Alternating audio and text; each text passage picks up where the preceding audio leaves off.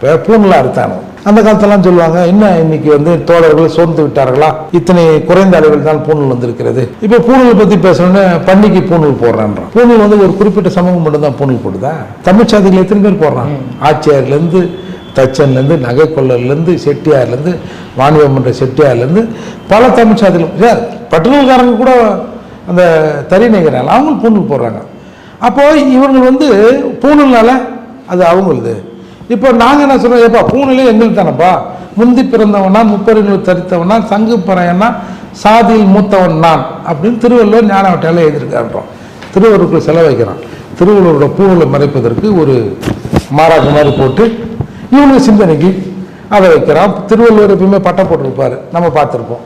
அதை இங்கே அழிக்கிறாங்க. அதுதான் நான் சொன்னது, ஒரு 4000-5000 வருடமாக இருந்தது இவங்க திராவிடம் அது இதுன்னு சொல்லி ஒரு 70 வருஷத்தில் கேலி கிண்டல் வெளியில் பண்ணுறது.